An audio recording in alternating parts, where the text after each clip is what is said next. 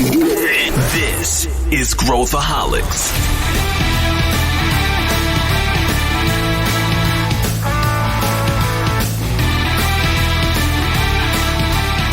Olá pessoal, aqui é Pedro Weingärtner e esse é mais um episódio do Growthaholics, o podcast da ACE, onde a gente fala sobre empreendedorismo e inovação, colocando nossas ideias, nossas perspectivas e fazendo você pensar. Hoje o assunto é extremamente extenso, a gente vai fazer uma retrospectiva desse ano. Como toda retrospectiva, obviamente muita coisa boa vai ficar fora. Se você achar que alguma coisa ficou fora, manda uma mensagem pra gente, a gente vai recuperar nos próximos. Mas a gente resolveu falar sobre tudo, sobre Brasil, sobre o que aconteceu no mundo, sobre as coisas mais polêmicas, as coisas que a gente acredita que são importantes, e a gente tentou resumir aqui todo esse conhecimento que a gente foi compartilhando com vocês ao longo de cada newsletter Growthaholics ao longo de 2019.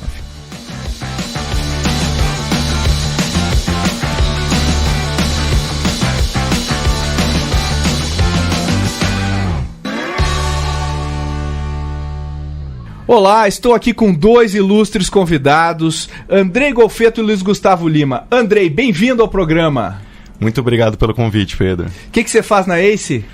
Bom, hoje na ACE eu estou como responsável por toda a parte de startups dentro do Cortex. Então, meus desafios ali diários é aproximar esses dois mundos, seja desenvolver uma prova de conceito, mediar um investimento, fazer um projeto de P&D, para que ambas as partes usufruam melhor aí desses universos entre startups e grandes corporações. Legal, então o André é o cara que manja tudo sobre conexão entre startups e grandes empresas. E eu tô com o meu querido sócio, amigo, confidente, Luiz Gustavo Lima. Tudo bem? Tudo bem? Pedro Weingärtner, é um prazer inenarrável estar aqui com o senhor, aqui nosso amigo Andrei.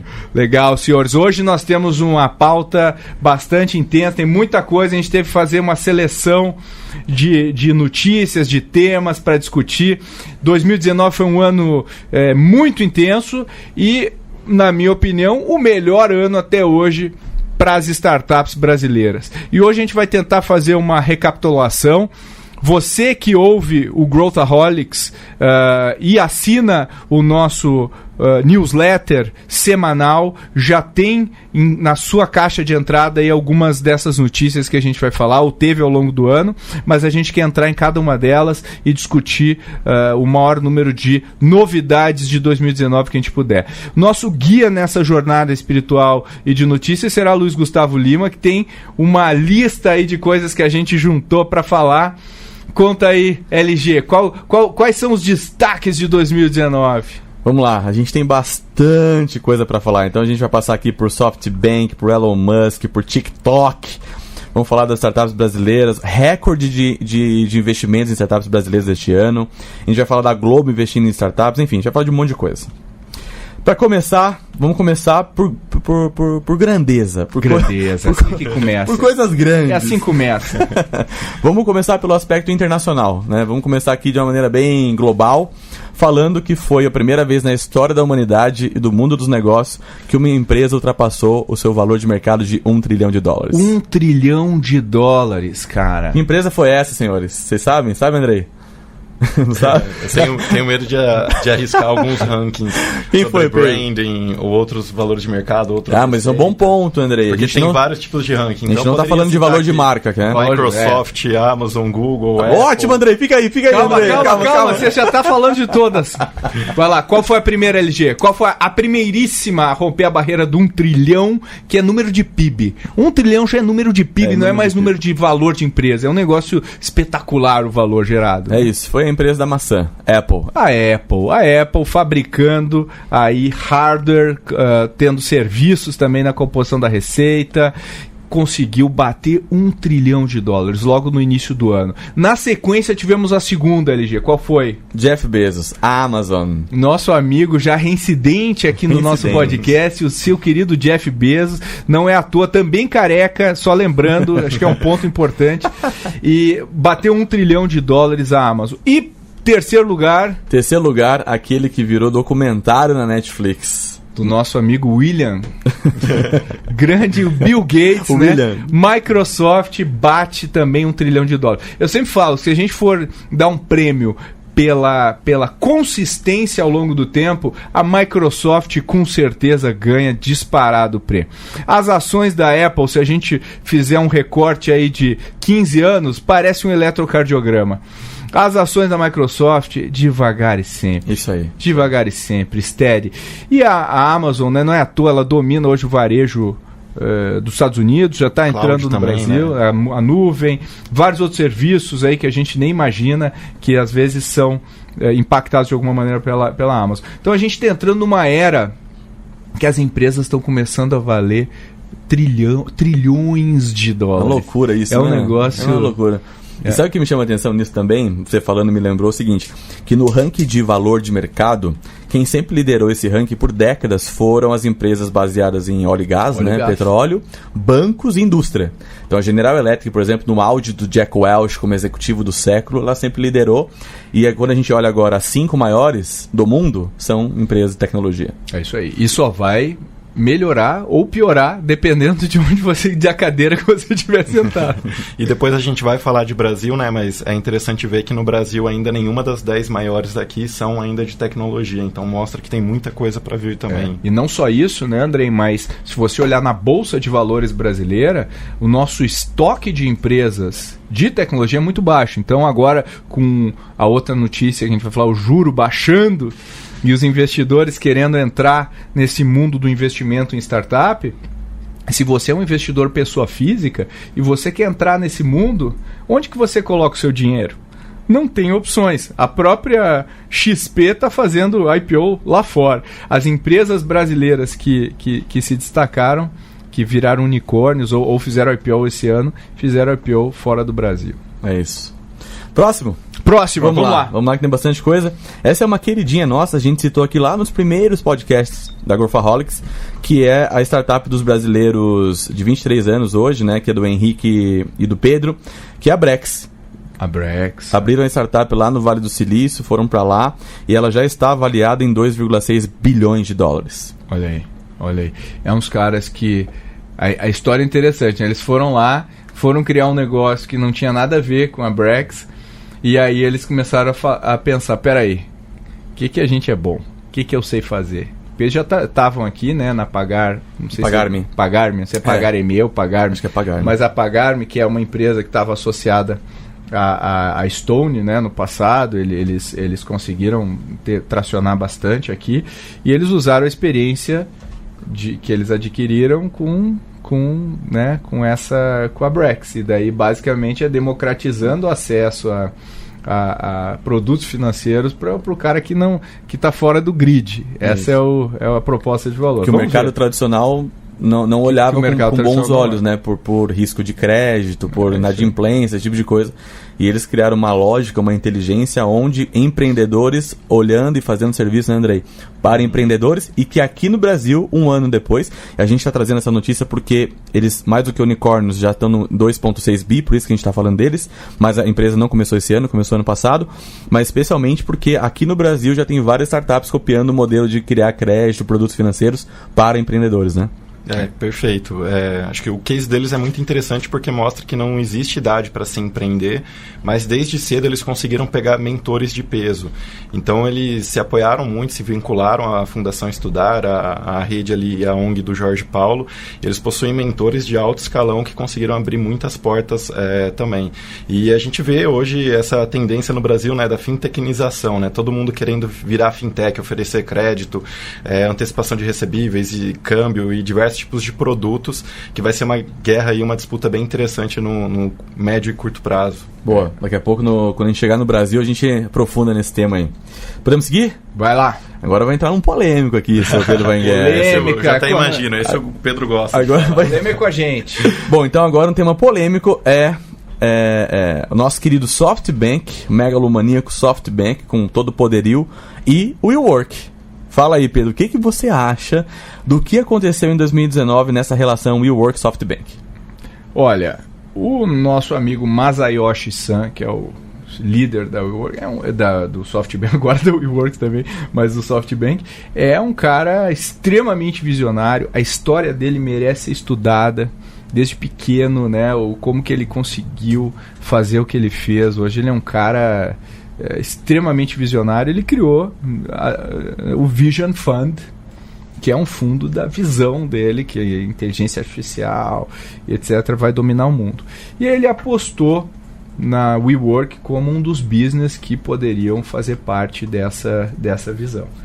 O que aconteceu? Né? Ele acabou colocando muito dinheiro, não só o SoftBank, mas outros investidores, e chegou lá na hora de fazer o IPO, né, a abertura de capital. A WeWork estava pronta para fazer o IPO, e aí ele fez o filing lá do IPO, e aí quando o pessoal começou a ler o filing do IPO, falou, opa, peraí, eles estavam querendo avaliar a WeWork em $90 bilhões. Loucura, né? Quando eles leram o filing que foi feito, eles começaram peraí, isso aqui não vale, não é bem isso aqui, cadê o digital desse negócio, cadê a escalabilidade? O negócio estava extremamente alavancado, então ele tinha compromissos de vários bilhões de dólares, acho que era não me lembro o número, acho que era mais de 20 bilhões de compromissos futuros, e de recebíveis, né, de coisas contratos que eles tinham assinados, era menos de 1 bi. Então, assim, tinha um descasamento financeiro, e não quer dizer que ela não tenha um valor relevante, mas não era uma empresa de 90 bilhões. Então, o que eles fizeram? Eles recuaram, e ao recuar, eles tiveram que refletir sobre o que eles iam fazer em seguida. Só que com essa recuada, obviamente, causou uma série de transtornos, desde funcionário que tinha stock options, já estava fazendo a conta da mansão que ia comprar. O cara ia ficar milionário do dia para a noite, e acabou o IPO. Então a empresa saiu de 90 e foi para 8 bi. O caixa ia acabar em alguns meses. O SoftBank não teve outra alternativa, porque a reputação do Vision Fund dependia muito disso. A WeWork e o Uber, que também não era um investimento que estava indo muito bem, juntos correspondia a mais 50% de todo o valor do portfólio do Vision Fund. Então o que ele teve que fazer? Ele teve que assumir essa bronca e colocou mais dinheiro na WeWork, e aí ele assumiu o controle da WeWork, né? O Adam Neumann, que era o CEO da WeWork, é um cara bom, é um cara que conseguiu, é um cara visionário, conseguiu criar um negócio muito, muito grande, só que ele acabou ficando megalomaníaco, acabou comprando jatinho com o dinheiro da companhia. Lembra um pouco aquele documentário da Netflix, o Fire Festival, né? Lembra um pouco. Também. E aí a gente fala, dois pesos de duas medidas. Pega lá, o Google tem vários jatinhos, né? O Google tem vários jatinhos de primeira linha e tal. Qual a diferença? O Google é uma máquina de imprimir dinheiro. A WeWork não é. Então, você tem que conquistar o seu direito de comprar um jatinho, em termos financeiros. Aí o que aconteceu, como foi ao céu, foi à terra, e a empresa acabou tendo que demitir, num acordo em que o Adam Neumann levou mais de $1 bilhão de acordo, né, no bolso. E no meio dessa brincadeira teve N ações que ele acabou fazendo, desde comprar a marca We Company, vender para a WeWork por $6 milhões, tal. Teve uma série de investir numa escola de piscinas de ondas artificiais. Enfim, teve várias, né? O cara, ele ficava fumando maconha no avião. Então tem vários relatos aí, né? Hoje em dia o Elon Musk também fuma no podcast, já não é mais parâmetro para ninguém. No Twitter, né? Mas o ponto é, a WeWork agora tem uma missão de se reerguer, teve que demitir um monte de gente. Ela ainda tem na mão uma marca forte, ela ainda é uma empresa que de alguma maneira mudou esse mercado de real estate, tanto é que a concorrente, né, a Regus, ela teve que criar espaços para concorrer, que é o Spaces, né, para concorrer com a WeWork. Então ela ainda é uma grande empresa, impacta ainda, acho que em termos de real estate, de aluguel de real estate, acho que ela é número 2, alguma coisa assim em Nova York, ou já foi número 1, é uma coisa colossal. Então o SoftBank agora teve que assumir a gestão, demitiu o CEO, eles vão ter que fazer essa WeWork funcionar. Que eu brinco que eles saíram de Venture Capital e foram para Private Equity. Agora eles são Private Equity, são donos de mais de... são donos de mais de 80% da WeWork, eles precisam funcionar. A única chance deles é fazer um flip dessa empresa e tirar um lucro para o SoftBank, para um comprador. Então eles vão ter que sanear. E aí acaba tendo todas essas frustrações de pessoas processando a WeWork porque tinham a expectativa de realizar o seu né, stock option e tudo mais, mas a gente sempre torce pelo bem aí de todo mundo, esperamos, né, achamos que foi um soluço aí para o seu Masayoshi-san. O Vision Fund é um negócio de múltiplos anos, né, de um ano só, é múltiplos anos, então não dá pra gente julgar o resultado dele pela performance de um ano, e desejamos que a WeWork, obviamente, até porque tem um monte de gente trabalhando lá, tem um monte de gente boa, que ela cresça, que ela se reestruture e se torne uma empresa cada vez mais vencedora. Muito bom. Inclusive a nossa experiência aqui no Brasil é maravilhosa com eles, né? Todos os escritórios, o BTG é um cliente nosso, tem escritório lá também no WeWork, eles participam de eventos com a gente, enfim. A gente realmente torce pelo melhor. Seguindo nas notícias internacionais, então acho que dá para fazer um bloco aqui meio Founders agora. Porque já que você falou do Vision Fund, vamos falar do Elon Musk. A gente não vai sair da polêmica. Elon Musk pintou e bordou. Você acompanha ele no Twitter, Andrei? Pô, com certeza. Ele é muito legal no Twitter. Sim, eu tenho Twitter só pra acompanhar ele. Eu adoro ele no Twitter. Mas vamos lá, gente. Elon Musk e suas doideiras em 2019. O que vocês querem falar sobre isso? Eu gosto muito da história recente da caminhonete, depois a gente fala sobre ela, mas o que vocês querem dizer sobre o Elon Musk em 2019? Tem muita coisa pra falar aí.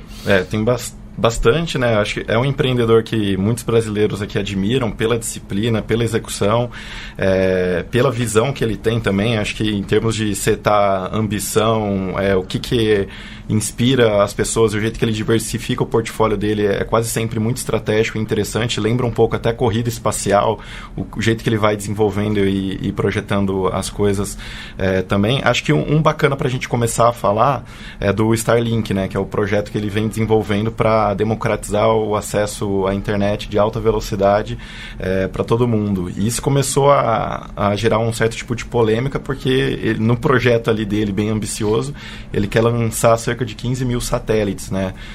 E isso vai fazer vai ter um impacto muito negativo para outras atividades espaciais também.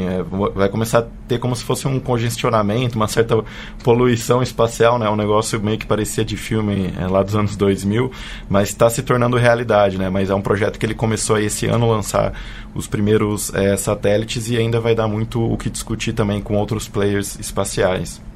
Teve a Neuralink também. A Neuralink eu acho que é talvez ele faz coisas diferentes. O Elon Musk é daqueles empreendedores que você lê a biografia dele e fala, o cara é diferente, né? Virado do avesso, mas o cara é bem diferente. Mas a Neuralink, pra mim, ela tá com uma abordagem, especialmente na mídia internacional, da busca pela imortalidade quase, né? Quase um poder acima do poder natural humano, né? Então, ele traz uma perspectiva muito visionária, muito disruptiva, que eu não sei se ela para em pé não como negócio, porque eu acho que sim, porque se pegar as pessoas mais ricas do mundo, elas querem se perenizar no mundo, né, de uma maneira ou de outra, mas acho que a abordagem ela entra em territórios éticos e... Essa é a grande polêmica e dificuldade que ele está enfrentando, né? No momento atual ele está procurando recrutas e pessoas voluntárias, né, para fazer os testes ali entre os sensores, a máquina, a computação e o corpo humano. Por enquanto ele só está testando em animais, que é um ponto que até algumas pessoas o criticam por isso, já teve alguns protestos também. Só o cachorro que ficou com QI altíssimo que não critica o Elon Musk. Perfeito. Mas eu acho que a Neuralink ela foi criada meio como ele tem aquela tese que a inteligência artificial vai nos matar, né? O Elon Musk é daqueles ela vai acabar com a humanidade. Então ele acha que eu preciso turbinar os humanos para conseguir meio que competir. Então ela vem desse pano de fundo. Acho muito legal essa coisa do propósito do Elon Musk ser refletido nos negócios dele, de uma maneira, né? SpaceX, o mundo vai acabar, eu preciso levar os caras para Marte. Tesla, preciso prolongar a duração do mundo, então preciso... reduzir a emissão de combustíveis fósseis. Acho que o mundo é bem mais chato sem o Elon Musk. O Elon Musk é um cara... ele é um industrialista, ele é tipo um Harry Ford aí, moderno, um barão de Mauá, um cara que vai no hardware, que mexe nas coisas, não é o cara que cria software só, ele cria, né, ele cria produtos que realmente tendem a mudar o mundo. Eu acho que uma coisa que o Elon Musk sempre é muito criticado, sempre leva muita porrada de matéria. Principalmente depois que abriu as ações, capital, né? E agora ele tem dezenas, centenas e milhares de investidores. Ele acabou sendo colocado muito em xeque, em voga também da capacidade dele, né? Muito. Acho que ele teve um burnout feio aí esse ano, né? Ele precisava entregar o resultado da Tesla e entregou. Acho que foi o primeiro ano que a Tesla conseguiu, de fato, entregar o que estava se propondo, né? E até é bacana a gente já introduzir o assunto para começar a falar da Tesla, que um marco bem interessante é que ela passou a se tornar a montadora de carros mais valiosa dos Estados Unidos. Ela ultrapassou a GM, já estava um bom tempo ali à frente da Ford também, e nem se compara em termos de market share a hora que você vai olhar os carros, a quantidade de carros que tem da Tesla contra GM e Ford, né? Parece uma boutique contra uma indústria violenta. Exato. E acho que agora a gente entra falando um pouco sobre o Cybertruck, né, que foi o que vem chamando a atenção da Tesla. A hora que você olha de cara, é algo muito desafiador, porque essa categoria de picapes é a maior nos Estados Unidos. Os consumidores são extremamente leais a GM ou Ford, é como se fosse Corinthians e Palmeiras aqui no Brasil, e ele lançou um carro pra lá de polêmico, né, um design agrada ou não, mas se tem um negócio que é muito interessante no Elon Musk, é a capacidade dele de fazer marketing e fazer barulho, né. Acho que às vezes os empreendedores brasileiros aqui leem um livro Receita Previsível, sai fazendo campanha de outbound e acabou. O Elon Musk não, ele sempre dá um jeito de lançar um carro com foguete, fazer algumas ações como a do Cybertruck. Tem gente que fala que o vidro quebrou de propósito, que era para chamar a atenção, mas outras pessoas falam que foram os testes que eles fizeram antes do lançamento e por isso que enfraqueceu o vidro também. Mas vai ser uma disputa bem interessante a hora que começar a ter o Cybertruck aí nas ruas, e parece que vai ter gente que vai gostar, né? Eu achei bem estranho. Agora, deixa eu te perguntar aqui pro LG. LG, você compraria pra você um Cybertruck? Eu compraria, cara. Eu sabia. Mas eu sabia que você compraria muito. Eu compraria um Cybertruck porque eu acho que ele me parece assim, um negócio meio pós-apocalíptico. E eu sempre gostei dessas coisas meio Mad Max. Eu acho que o Cybertruck tem um visual... Ele já vem com lança-chamas também. Exatamente, da Boring Company lá. Da Boring Company. Então, acho que assim, eu acho que o Elon Musk ele tá conseguindo entregar, está conseguindo mover a agulha, apesar de muita gente estar torcendo contra, e eu sempre vou do lado do empreendedor, né? A gente é pró-empreendedorismo, nosso valor, deixa o cara que está criando o futuro criar o futuro em paz, vamos deixar o cara, né, fazer o que ele tem que fazer, feio ou bonito. O fato é que ele já conseguiu ter não sei quantos bilhões de dólares de encomendas.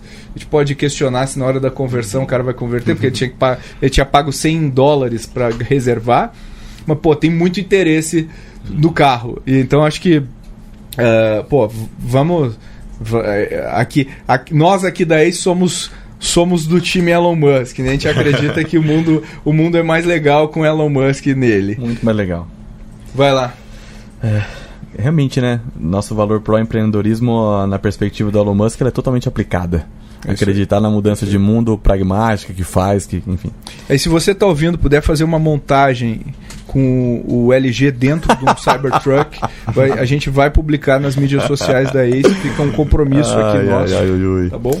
Bom, vamos lá, vamos seguindo. Então, falando de founders, então, pra gente mudar o assunto, mas ainda internacional, nós tivemos o ano de saídas de founders de grandes negócios, Pedro Weingartner e Andrei. A gente teve o Jack Ma se aposentando depois de anos de processo de transição, e tivemos recentemente o anúncio do Larry Page e Sergey Brin também saindo do Google, mas da Alphabet, né? Do conselho da Alphabet.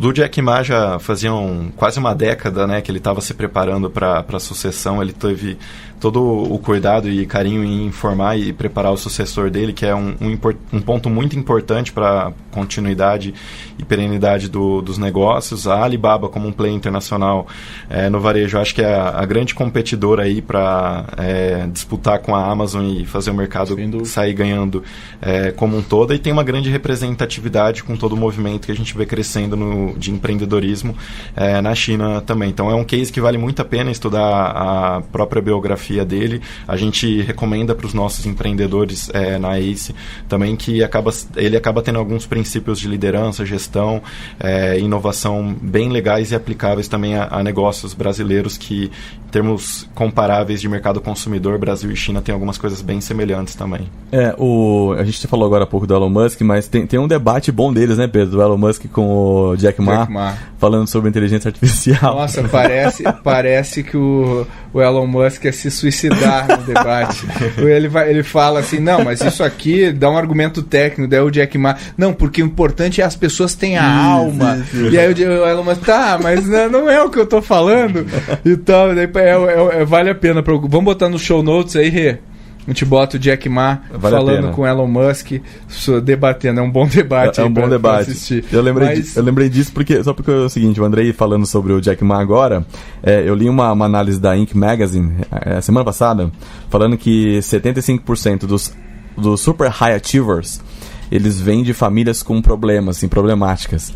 E tem vários vídeos do Jack Ma falando de quando ele foi negado nos primeiros empregos. Ele era professor de inglês. Professor de inglês e tal. Então ele também é um exemplo, ele serve como inspiração de que se você tem um contexto não favorável, que dá pra fazer se você for o jeito que eles começaram o Alibaba, num galpão, num apartamento, num prédio velho pra caramba, como que ele conseguiu recrutar as primeiras pessoas, vender o sonho pra elas, crescer o time, escalar o negócio, é sensacional.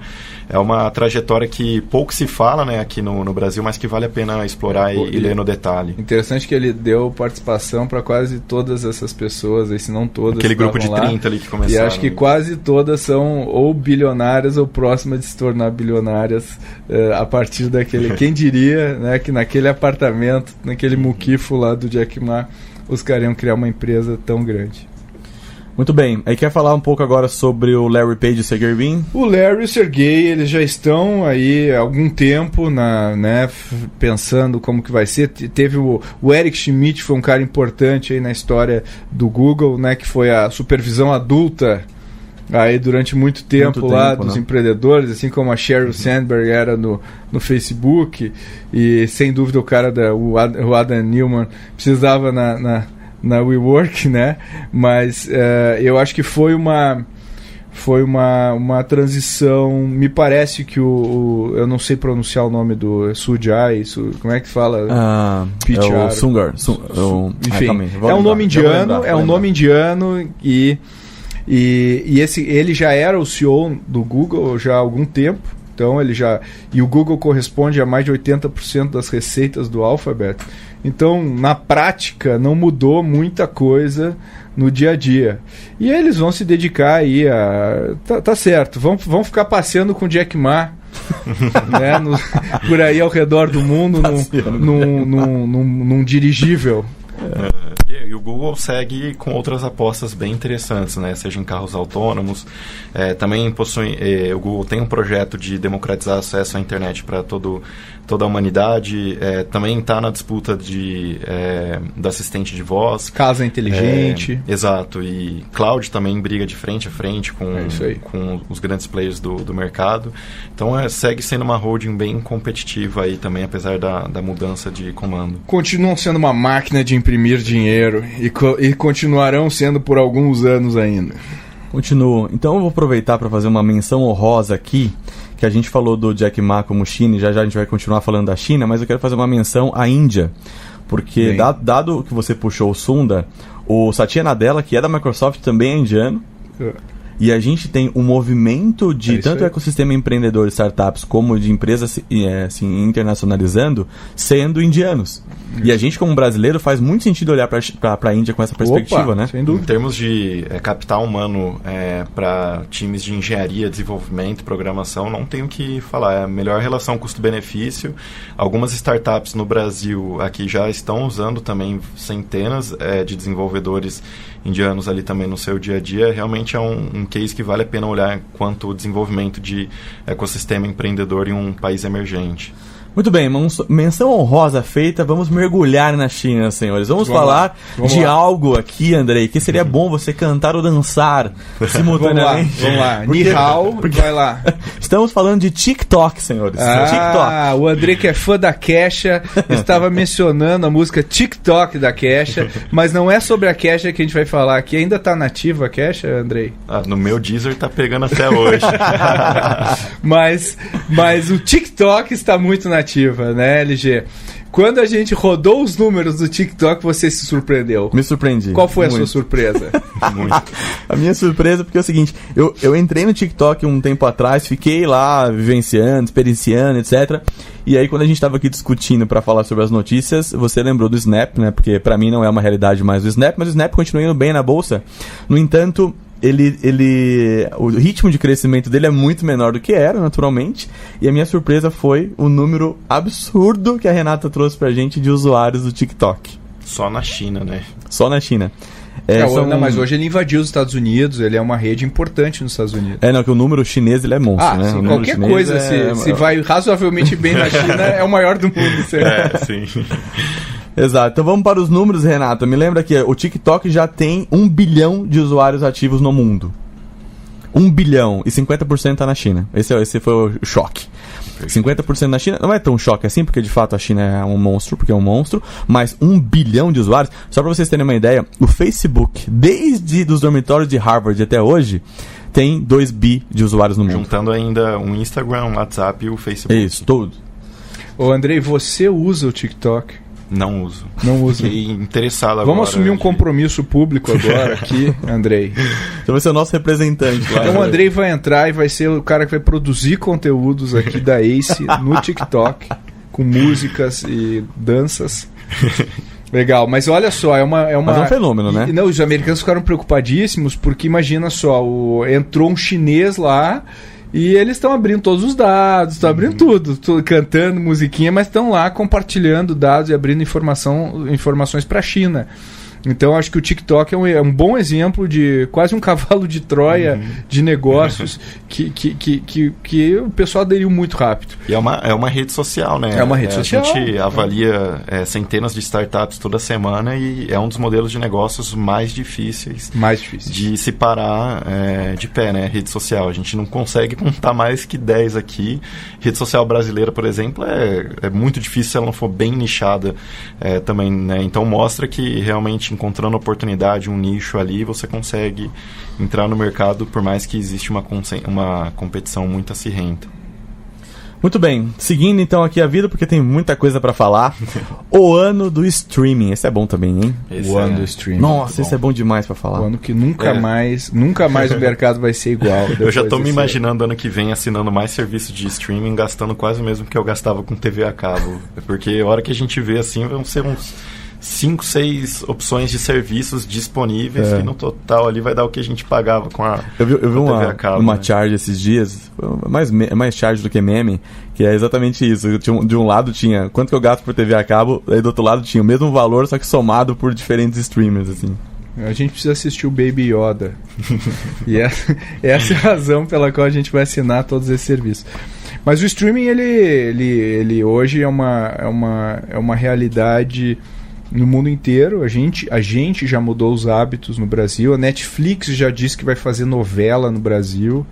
A gente vê conteúdos no mundo inteiro.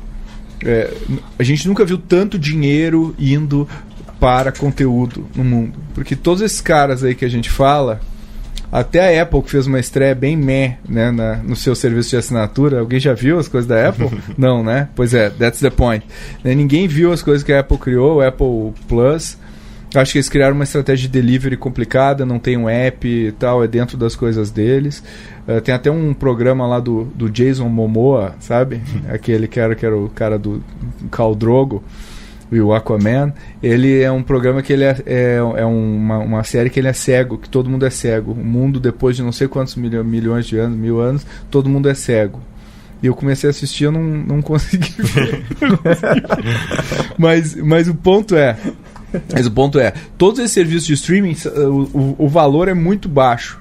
O valor é muito baixo, né? Então tu vai pagar $9, tu vai pagar $8, alguns. Então é claramente a Disney, que criou o Disney Plus, está apostando na luta, né, contra a Netflix, que domina a distribuição e conteúdo. A Disney dominava o conteúdo sem a distribuição. E acho que a Amazon Prime entra muito bem posicionada também, porque eles já começaram a fazer várias estratégias integrando o benefício de assinar a Amazon Prime com frete grátis no e-commerce, lá no marketplace deles também, que vai ser bem interessante também na disputa. É isso aí. E a gente vê, né, uma Disney terminando aí um ciclo com o Disney Plus do Bob Iger saindo como CEO da Disney agora. Até, aliás, recomendo a biografia do Bob Iger, que lançou agora, que é espetacular, é uma das melhores biografias de negócio que eu já li, e fala justamente sobre essa movimentação toda, e fazia parte de uma estratégia de muitos anos coroar com esse movimento. Então, assim, não sei quem vai ganhar a briga, não sei se a Netflix, como é que ela vai ficar, se ela vai perder o usuário, não vai. Não sei como é que vai ficar a Amazon, que tem bem menos audiência, né, na prática. Não sei se a Apple vai dar uma revitalizada aí no serviço dela. Não sei se a Disney, não sei como é que vai ficar a Globo nessa história, como é que vão ficar os players de mídia tradicionais do Brasil. A Telecine já converteu o modelo de negócio para streaming. Você pode assinar. Acho que a Telecine no Brasil está muito bem posicionada, né? Ela é uma joint venture entre o grupo Globosat e os principais estúdios de Hollywood, que tem um modelo bem interessante, uma base gigantesca de usuários já dos serviços tradicionais de assinatura, que agora eles estão fazendo essa migração aí para bater de frente com os outros também, né? E acho que a Globo vem se posicionando de uma forma interessante. Ela começou a fazer um movimento que lá na década de 90 a Naspers fez lá na África do Sul, que foi começar a trabalhar e investir em startups também, né? Até alguns colegas e amigos próximos meus falam que é como se fosse um ad equity, assim. Ela está fazendo algumas joint ventures, ela fez uma com a Stone, pegando participação e dando em contrapartida espaços em horários nobres de novelas ou propagandas tradicionais. Ela fez um aporte na Bruiser, fez um aporte também na Bom Pra Crédito, e a tendência é que, de fato, isso continue aumentando também, né? Acho que a Globo está entendendo como reagir a esse cenário também. Acho que os desafios é fazer um investimento, uma Tencent, né? Que nem a Naspers fez, que alavancou a Naspers para outro patamar, e que o modelo de negócio do aplicativo, né? Acho que tem mais de um, né? A Globo tem mais de um aplicativo. Ele ganha bem menos dinheiro do que o modelo de negócio atual de mídia. Então, é um grande desafio aí para os produtores de conteúdo, como vão monetizar. E será que se vão ter o canal próprio, ou se é mais negócio de democratizar e estar em tudo que é lugar. Esse é outro, né? Esse é o desafio. É um baita desafio. Mas aí esses programas tipo Seinfeld e Friends nunca ganharam tanto dinheiro, né, na história, do que agora com os streamings pagando os royalties deles. Então é uma coisa muito curiosa o que está acontecendo. No final do dia, quem ganha somos nós que vemos o Baby Yoda em casa.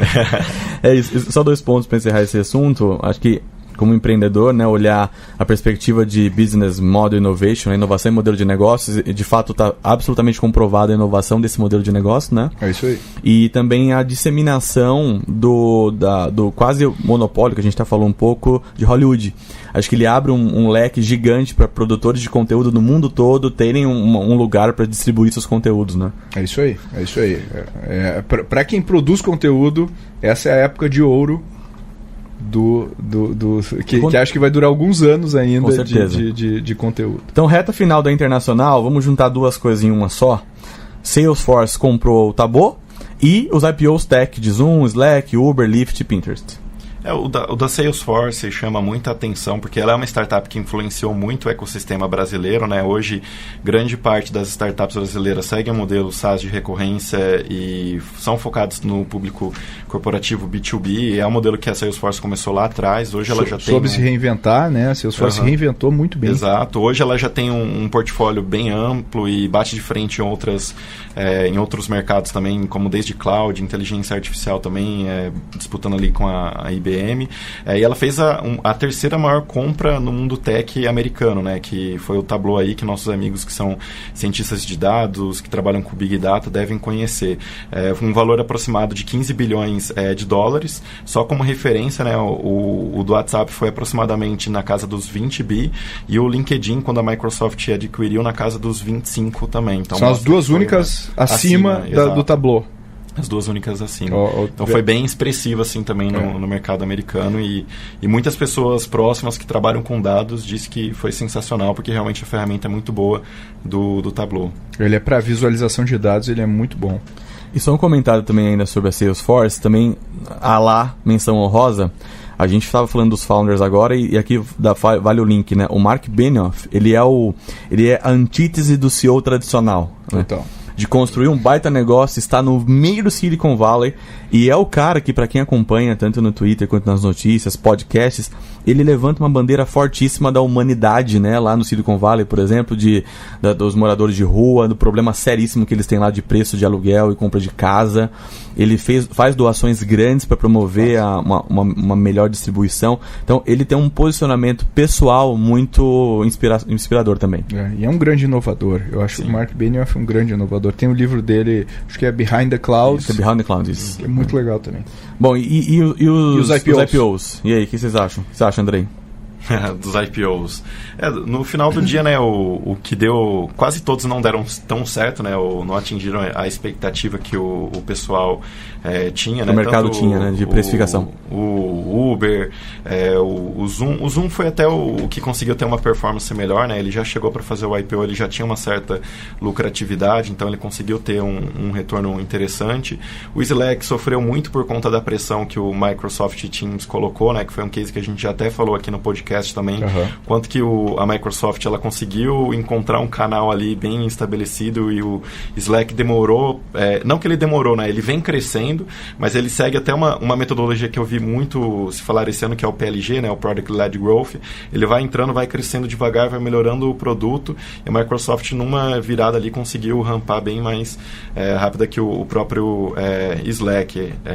Por outro lado, Uber e Lyft, acho que as duas, uma foi puxando a outra para baixo também, né? A Lyft começou super valorizada, na hora de abrir também não conseguiu captar o tanto que precisava. O Uber foi muito parecido. Quem acabou surpreendendo de todos que abriram lá na Bolsa Americana foi a carne sem carne, né? A Beyond Meat. Também que ela conseguiu ter uma valorização quase o dobro do que eles estavam esperando, que é até uma tendência bem interessante, né? Que outros players começaram a seguir esse modelo. O Burger King chegou a fazer um hambúrguer sem carne, depois até sofreu um processo porque eles faziam um hambúrguer na mesma chapa dos hambúrgueres tradicionais, não se prepararam tanto.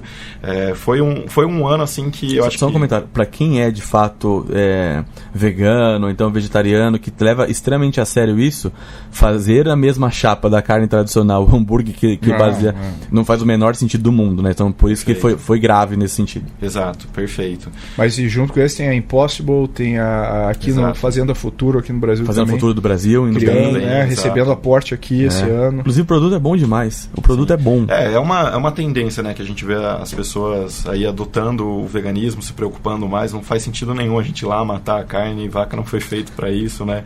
É até uma discussão super pesada também, mas que com certeza foi uma que soube aproveitar bem aí nesse universo dos IPOs. Acho que o que talvez tenha prejudicado muito também foi o próprio caso da WeWork, né? Acho que fez todo mundo abrir um pouco o olho, né? Acho que dinheiro demais acaba fazendo os empreendedores às vezes não gastarem da melhor forma possível, e no caso do SoftBank, o WeWork conseguiu fazer o SoftBank ter o primeiro prejuízo da história, até está prejudicando eles captarem o próximo fundo que eles querem, que é o Vision 2, e acho que isso acabou impactando como um todo as outras startups que também fizeram o IPO lá no mercado tech americano desse ano. Eu acho que o Pinterest é um que eu muito bom. Que eu achei que foi bom, né? Eles devagar e sempre foi ali. Destaque assim, né? Como sustentabilidade, né? Como rede social, acho que foi, né? Que a gente acabou de falar que é um modelo complexo. Aí os caras lá, alguns dizem que eles estão devagar demais, né? Outros dizem que eles estão sendo, né, corretos. Sei, Bill né? Gates way aí, nesse mundo de blitzscaling aí o Pinterest é o anti-blitzscaling, né? E conseguiu estar ganhando dinheiro Acho que o prejuízo foi bem pequeno no IPO. Eu não sei se eles continuam reportando prejuízo ao longo desse ano, mas está aí, fez um bom IPO. Da perspectiva nossa de empreendedor, investimentos, um bom cenário, né? Startups que foram para o IPO, ótimo. É isso aí, vai cada vez mais, Legal, então vamos encerrar aqui o capítulo internacional, global, Mega Blaster, com uma polêmica forte. Última notícia internacional que a gente quer discutir aqui, que é o cigarro eletrônico da Juul. Certo. O que vocês acham, o que vocês não acham? Eu nem gosto de falar muito do assunto para não dar muita luz, né, para ele, mas é um modelo, assim, enquanto empreendedorismo, sensacional, né? Se faz bem ou mal é outra discussão, mas lembra muito quando a Amazon fez o Kindle, assim, porque em termos de distribuição é sensacional o jeito que você compra o hardware, depois vai abastecendo com as outras coisas também, os sabores, toda a marca, propaganda que existe, mas está sendo muito discutido pela quantidade de mortes que já gerou, o quanto isso vem fazendo mal para a saúde também, mas de fato é o ano que foi marcado aí pelos cigarros eletrônicos, né? Quem nunca viu um amigo sair do nada, puxar um negócio e falou, puxar um pendrive e fumar o pendrive. Fumar um pendrive é algo que está bem alta mesmo. A Renata, por exemplo, é uma censora, ela censura esses assuntos no nosso Growthaholics, nosso newsletter, então por isso que vocês não veem assuntos sobre esse tipo, tabaco e armas de fogo. Mas a Juul é um caso interessantíssimo aí que a gente deve olhar em termos de negócio. Eles conseguiram criar um modelo novo, tem muita gente adotando esse cigarro. Ele consegue ter a injeção de nicotina sem as outras substâncias teoricamente do cigarro. O que aconteceu esse ano foram mortes nos Estados Unidos, principalmente de pessoas utilizando cartuchos lá, não sei como é que se chama, os descartáveis lá, de maconha. E aí essas pessoas morreram. Isso causou, e várias outras ficaram com problemas graves de pulmão, todos jovens, geralmente público jovem. E a Juul passou por um escrutínio forte. A Juul vendia sabores de cigarro que claramente estavam direcionadas a adolescentes e até mais jovens ainda. Então isso aí causou um problema nas escolas e tal. Culminou com a demissão do CEO da Juul. E aí a gente vê que esse mercado é um mercado em constante ebulição. Tem gente que acha que o cigarro eletrônico deveria ganhar mais exposição porque ele reduz o impacto, né, do cigarro. Tem gente que acha que não, como a Renata. Eu já vi algumas pessoas criticando porque ele tira toda a cadeia de suprimentos que existe na cadeia de tabaco, que emprega milhares de pessoas e vira muito mais um processo industrial ali do hardware do que a plantação, distribuição, logística e embalagem, etc. Então fica aí um ponto. Né? Esse ano a gente está vendo, aproveitando a mesma deixa, né, a cannabis medicinal já sendo aceita aí no mundo todo, né, nos Estados Unidos principalmente, e no Brasil a Anvisa liberou, né, o uso medicinal de cannabis no Brasil, que abre também um novo mercado aqui brasileiro, já que a gente está começando a entrar no Brasil, né? Vamos lá, então essa é a deixa, Pedro Van Getten, para o Brasil, é isso? Você levantou a bola para eu cortar isso. Boa, exatamente. Então vamos lá, vamos entrar no Brasil, destacando um número que é o número basicamente que a gente vai encerrar o ano. A gente está segundo a Associação Brasileira de Startups, a gente está quase batendo o número de 13 mil startups no Brasil. Quando a ACE foi fundada em 2012, tinha 2.413 startups.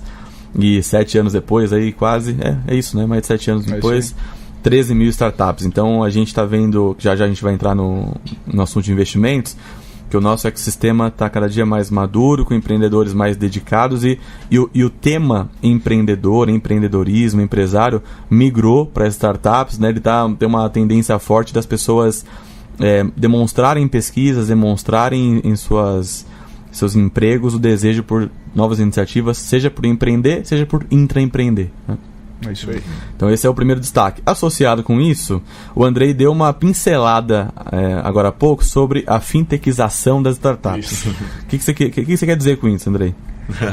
É um movimento que a gente vê, né, de cada startup começou muito focada ali, uma com adquirência, outra com crédito, outra com só antecipação, ou muitas vezes era só um software que fazia gestão, como se fosse um RP para micro e pequenas empresas, e está todo mundo agora convergindo, oferecendo os mesmos produtos, e que no final do dia vai ser bom, porque as condições vão acabar ficando muito mais interessante, né? Mas existe essa tendência aí no universo de startups de todo mundo tá querendo focar ali em fazer uma upsell, um cross-sell, com serviços e soluções financeiras também, né? Hoje, se a gente for fazer um raio-x das startups no Brasil, tem alguns setores que se destacam, né? Fintech é um deles, depois a gente tem o setor de agro, tem o setor de o varejo, tem saúde, tem startups de marketing também, mas fintech acaba sendo o grande destaque, né? Os bancos são o setor que mais faz programas de conexão com startups também, e vai ser uma disputa super interessante aí para a gente ver como que elas vão estar se portando, né? A gente já tem algumas startups hoje brasileiras que estão muito bem posicionadas em termos globais, né? Saiu até um ranking recente das 100 startups, das 100 fintechs mais inovadoras do mundo, e 4 brasileiras apareceram, entre elas o Nubank, o Banco Inter, a Creditas e a Rebel também. Então é algo que vem ganhando muita repercussão, e recentemente a gente teve o aporte também que a Neon recebeu do Banco Votorantim de mais um fundo. Tá ganhando muita luz aí essa fintechnização no ecossistema também. Um comentário aqui, Pedro, podemos seguir? Vamos embora, bora. O Andrei já falou tudo, cara. O Andrei falou bem, Andrei, agora, hein?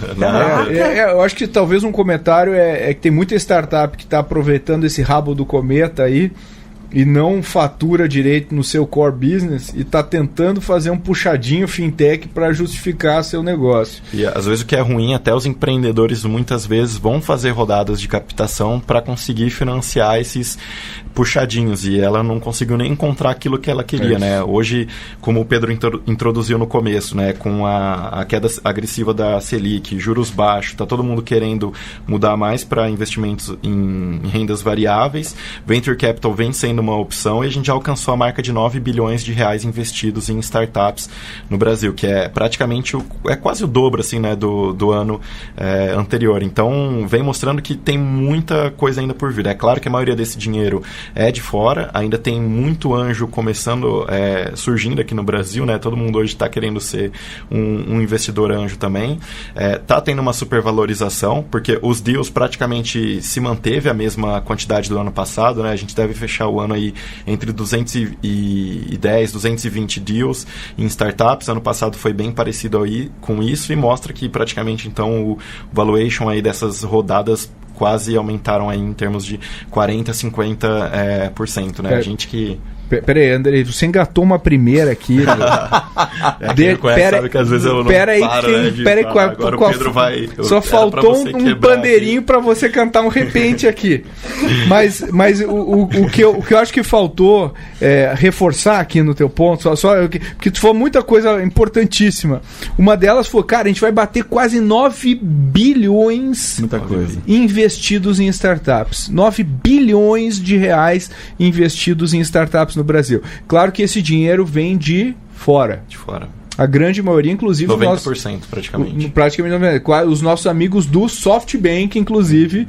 Estão lançando um fundo também agora, né? Exatamente. De 5 bi aqui na América Latina. Fundo Latam do SoftBank, quer dizer, mostra que o Brasil está no mapa dos investidores globais. Em termos Latam, assim, ninguém bate o Brasil. Se a gente for pegar a concentração, né, fazendo a densidade, dividindo em termos proporcionais, o Chile fica à frente, né? Mas em termos globais, assim, o Brasil é bem à frente. O México, que seria um segundo colocado ali, ele tem praticamente metade de todos os valores que a gente alcança, seja em deals, rodadas, quantidade de startups e todos os outros também. Então a gente está hoje num ano, né, a gente falou, esse é o melhor ano da história para startups no Brasil. Muita gente às vezes critica, né, que putz, mas 90% é de fora, isso daí é concentrado só nos unicórnios, mas eu acho isso positivo, porque outro dia a gente fez um mapeamento de quantas pessoas os unicórnios brasileiros empregam, né?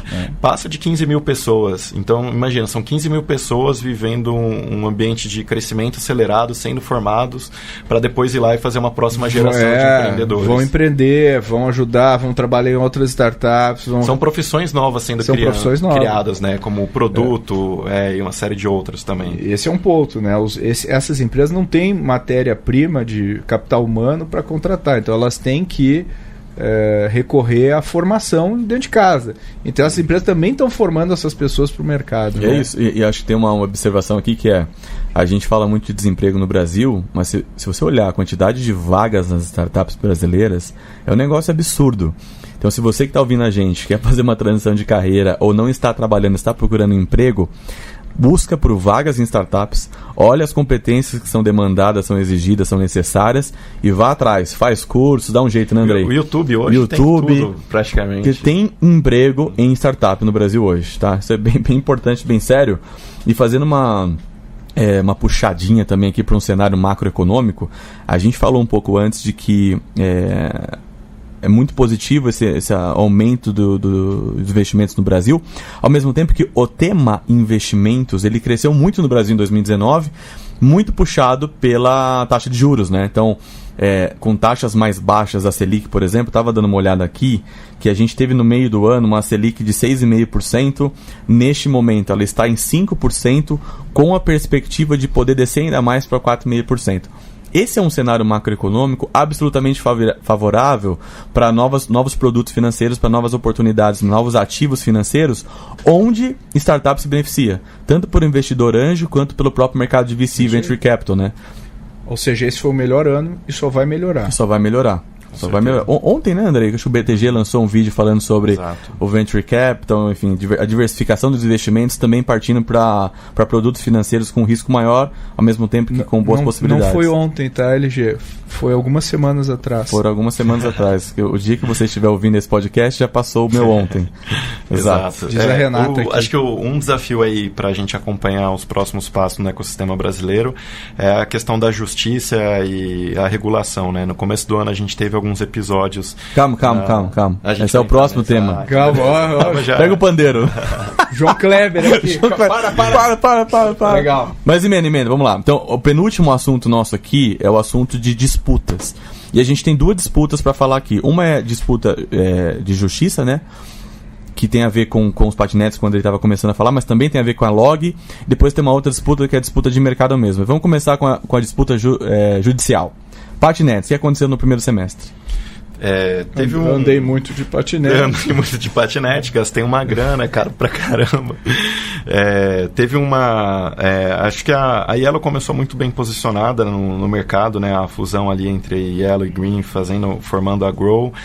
Mas tanto a Prefeitura do Rio quanto a Prefeitura de São Paulo quiseram regular o mercado, exigindo o uso de capacetes, formação e uma série de outras coisas também, o que fez várias patinetes serem confiscadas e derivarem milhares e milhares de memes aí nas redes sociais sobre essa disputa aí das patinetes e a justiça também. Então assim, a gente vê os anticorpos do passado atacando o novo. A gente vê os patinetes sendo atacados e a gente vê também a log perdendo aí perdendo em primeira instância, né? Primeira instância, sim. Perdendo em primeira instância um processo trabalhista de um motoboy aí querendo reconhecer vínculo. E a gente vai ver isso aí no mundo inteiro, né? Não é só aqui, a gente vê em Londres com Uber, não é uma tendência brasileira. No final do dia a gente vai ter que se acomodar, vai ter que acomodar o gig economy dentro da economia tradicional, porque gera bastante volume financeiro para pessoas que não teriam outras alternativas e também não viabiliza o modelo de negócio desse tipo de negócio se tiver todo mundo vinculado, né? Então vai ter casos de alguém que vai estar full time, vai ter casos de alguém que vai fazer um bico no final de semana e vai complementar sua renda, mas eu acredito que essas coisas a gente vai corrigir com o passar do tempo. E vão se ajustar, como sempre se ajustaram. A inovação, quando é melhor para o consumidor, quando é melhor no geral, ela tende a se acomodar. Como? Não sei ainda, mas o tempo dirá. Acho que, especialmente no nosso caso, né, a vara do trabalho, enfim, a justiça trabalhista do Brasil, ela sempre foi muito pró-trabalhador, e tem que ser mesmo. O único detalhe é que ela precisa como você disse agora, deixar de ser um anticorpo para a inovação e passar a adequar e se atualizar em relação ao novo tempo. As nossas leis são antigas, né? Então, quando elas foram feitas não tinha nada disso. Então a gente tem que se adaptar. Então, assim como os reguladores também no geral, o regulador do setor financeiro já se adaptou bastante, mas os reguladores no geral também vão se adaptar. Inclusive o nosso regulador financeiro é um exemplo nesse sentido, né? De querer promover a concorrência, enfim. Então realmente esse é um bom ponto. E a outra disputa é a disputa de mercado. Então a gente pode colocar aqui iFood e Rappi, e também nesse mesmo pacote entra Uber Eats e uma expectativa recente aí da entrada do 99 Food.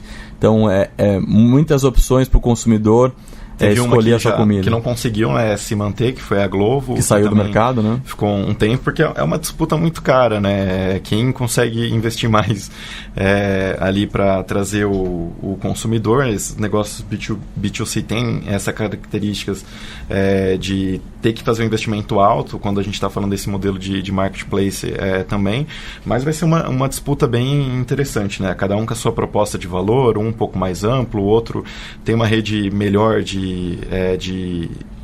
estabelecimentos, outro tem um serviço que acaba sendo melhor. Todo dia é o seu dia de sorte em algum desses aplicativos. Eu recebo essas mensagens ao longo do dia todo: hoje é o seu dia de sorte, você ganhou tantos reais de cupom e desconto. Parece que vai ser uma disputa aí bem interessante também. Assim como o streaming, no final ganhamos nós consumidores, né? É isso. No final do dia, como sempre, ganhamos os consumidores. Vai lá. Último assunto, ponto pra gente encerrar, que a Renata já tá tendo um AVC aqui. Ela falou que tem uma duração limite, mas hoje a retrospectiva ela permitiu a gente esticar um pouquinho, mas já vamos encerrar. Vamos encerrar. Última é uma espécie de fechamento mesmo. Aí esse ano bateu o número de 15 exits, né? Podíamos deixar de lembrar. Tem que lembrar disso e associar com a notícia. Então, a gente teve agora a Rock Content anunciando a compra da Scribble, a Ambar comprou uma empresa nossa que foi a Conas, a Lynx comprou a Hyper, né? 50 milhões de reais, notícia de mercado, que é uma startup que a gente passou pela ACE também, e a Loft, ao mesmo tempo que é uma startup recente, já unicórnio, né? Com valor de mercado acima de $1 bilhão, ganhou muita repercussão esse ano e fez uma baita aquisição que foi a Decorate. Mas, então a gente vê grandes empresas comprando startup comprando startup fundindo. Então esse tipo de movimentação a gente só vai ver cada vez mais, com mais dinheiro, com mais volume de startup, com mais gente nesse mercado, M&A fortalecido. Então assim, todos os indicadores são muito positivos. A gente vai encerrando o nosso debate aqui. A gente falou de tudo que vocês, né, que a gente poderia falar. Passamos por muitas coisas. Deve ter faltado algumas coisas. De Baby Yoda, patinetes, nós cobrimos tudo. Obviamente faltou um monte de coisa. Dá para ter um episódio 2, 3, 4 que a gente ainda tem assunto.